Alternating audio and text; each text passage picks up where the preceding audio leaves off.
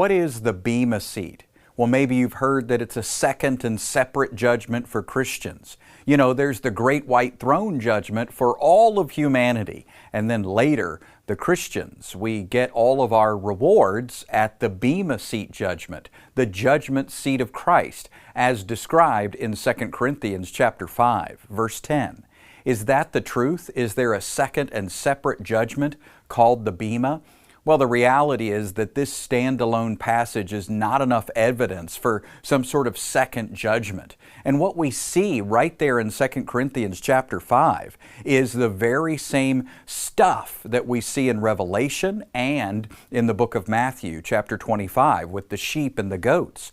So in Revelation 20 and 21, there are two distinct groups. There are unbelievers pulled up from hell and they're judged, and then there are believers who are told to enter into eternity forever and enjoy God.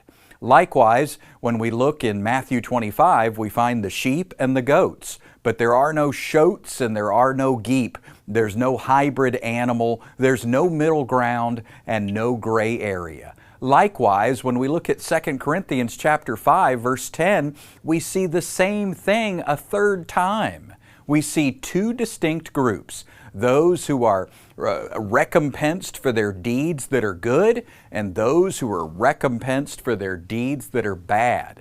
Remember, Christians are not recompensed for their bad deeds. Those are called sins, and they were forgiven and taken away through the cross. They're remembered no more. You're not going to be paid back for your sins if Jesus took away your sins. So that's unbelievers who are recompensed for their deeds, their bad deeds. And then those who are recompensed for their good deeds, well, only believers have good deeds. The unbeliever, their righteousness is like filthy rags. So what we see in 2 Corinthians 5:10 is the very same event that is described in Revelation and in Matthew 25. There's one judgment. The great white throne is a Bema seat for Christ. It's all the same. And what can we know about this judgment? Well, there's no fear. God's perfect love casts out our fear. Maybe you've heard that you'll be embarrassed though. You know, the Bema seat, it's like the Olympics, and maybe some people are going to get a lot of medals to hang around their neck, and there you'll be stuck with nothing to show off. You'll be humiliated. Is that really what happens at this Bema seat? The truth is, the word Bema is used in various places in the Bible, and when it's used, it's not primarily about reward. I mean, the proconsul Gallio, what does he do from his Bema seat? He doles out punishment. So clearly the Bema seat is great and white, and it's a throne. And God doles out punishment from this Bema seat, and He also doles out reward to the believer.